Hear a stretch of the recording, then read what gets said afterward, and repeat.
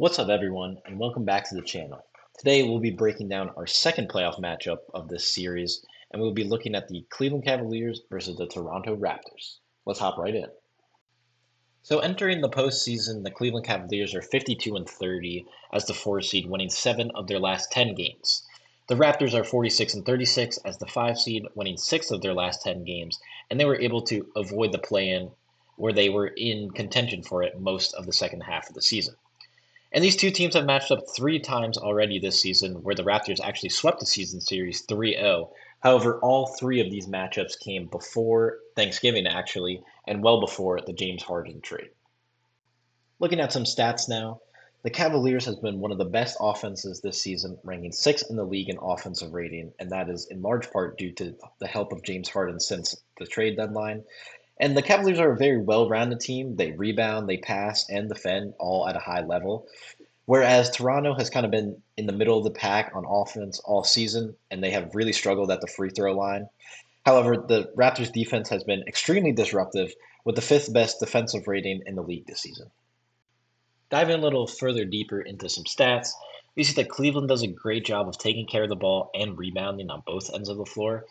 And the Cavs have a solid effective field goal percentage, but they are around league average in terms of 3-point percentage and free throw percentage. Toronto applies great pressure on defense, but they will have to be able to score consistently in order to keep up with the Cavaliers. And the Raptors do a good job of rebounding as a team, and that will be super important against the Cavaliers' tall front line.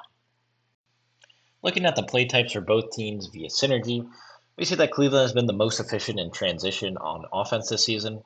And defensively, the Cavs have done a pretty good job of defending the pick and roll, isolation, and cuts with some versatile and switchable defenders behind Harden and Mitchell. And then for Toronto, they haven't really excelled in one aspect on offense and are actually below league average in most of their offensive play types. However, their calling card is on defense, and they have done a great job of defending isolations, but have struggled defending transition opportunities. Now looking at lineups, first up for the Cavs, their starting lineup has not played together a ton this season due to both injuries and Harden coming over at the trade deadline. They've only played 34 minutes together, and they have not been efficient when they share the floor together with a minus 1.4 net rating. But the Cavaliers have upgraded their depth from previous seasons, and bench players like Sam Merrill, Jalen Tyson, Keon Ellis, Dean Wade, and Dennis Schroeder have all been making a positive contributions when they're on the floor together. And the lineup of Mitchell, Merrill, Tyson, Dean Wade, and Jared Allen has a plus 42.6 net rating. Now looking at the Raptors, Toronto's starting lineup has dealt with some injuries this season, but they have been efficient when they are all on the court together, with a plus 7.2 net rating in 348 minutes. However, in general, Toronto has been one of the worst shooting teams in the league this season, and they will have to knock down shots consistently to have a chance in this series. And off the bench, Jamal Shed, Jacoby Walter, Colin Murray Boyles, and Sandru Mamukelashvili have been great pieces off the bench, and they do a great job of bringing defensive intensity and energy when they are in the lineup. However, they will also need to be able to knock down shots in order to have a chance. Now looking at the Cavaliers' defensive assignments, at point guard, Emmanuel quickly, I think Donovan Mitchell starts on him just because of the size, and I think Dennis Schroeder certainly checks him when he is in the game. For RJ Barrett, I think James Harden gets a start on him, but he's certainly not known for his defensive abilities, so I think Jalen Tyson will get a lot of looks when he is in the game on Barrett. Then Brandon Ingram, probably their best perimeter scorer. I think Max Strus starts on him, but I believe Keon Ellis should get a lot of looks on him as he is a great defender off the bench.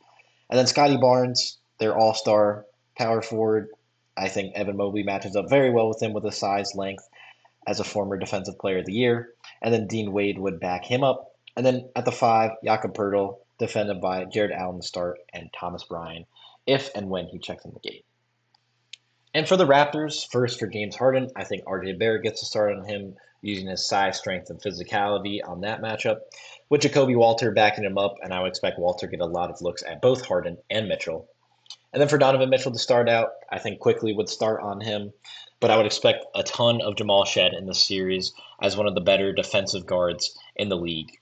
And then for Max Strus, I think Brandon Ingram and Grady Dick would most likely be matched up with him a lot of the time just to give them more of a break on defense as they're not known for their defensive abilities. And then for Evan Mobley, I think the Raptors have two great options in Scotty Barnes and Colin Murray Boyles that they can throw at him. And lastly, for Jared Allen, I think they're both of their centers would get these matchups in Jakob Poeltl and Sandro Mamukelashvili. And lastly, looking at some X factors in the series. First up for the Cavs, Keon Ellis has been one of the more underrated pickups at the deadline, in my opinion. He's very versatile and can play a number of different roles on both ends of the court. Ellis has been a really solid contributor ever since the move, averaging 8 points, 3 rebounds, 2 assists, a steal, and a block per game, while also being efficient, shooting the ball 49 from the field, 36 from three, and 71 from the line. Now, Ellis will need to be at the top of his game defensively in this series, as he will likely be matched up on some of their top perimeter scorers, whether that's Quickly, Barrett, Ingram, or even Scotty Barnes. And then for the Raptors, Colin Murray Boyles has been one of the best rookies this season, especially in the second half of the season. He's averaging 9 points, 5 rebounds, 2 assists, a steal, and a block per game. And Murray Boyles offers Toronto a ton of lineup versatility, and he can play either the four or the small ball five. Murray Boyles is a great defender and can switch onto any one through five, pretty much. And he will need to do a great job of rebounding against Mobley and Allen in the front court for the Cavs.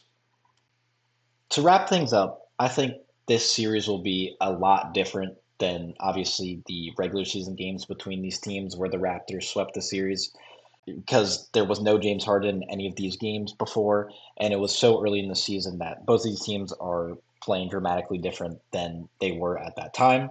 I think both of these teams have a lot of depth and a lot of versatile players on both ends of the court, and I think they match up pretty evenly with each other, actually.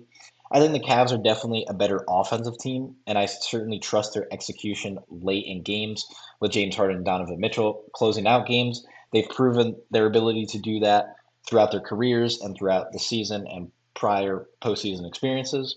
Whereas Toronto is definitely more unproven in the playoffs. They have a very disruptive defense, but will they be able to knock down those perimeter shots to keep up with Cleveland? I'm not sure. And obviously, this is Scotty Barnes' first time in a postseason where he is the number one option, an all star. So it'll be very interesting to see how he deals with the defensive schemes that are thrown at him. So overall, I think this series will be very competitive, and I think again these teams match up pretty closely with one another. But I am going with Cleveland winning this series 4 games to 2 over Toronto because I trust their offense a lot more, and I think that this team is very deep. And if it all clicks together, I think this team has a chance to make a run in the playoffs this season. So thank you all for watching, and make sure to like, subscribe, and comment, and I'll catch you guys in the next one. Peace.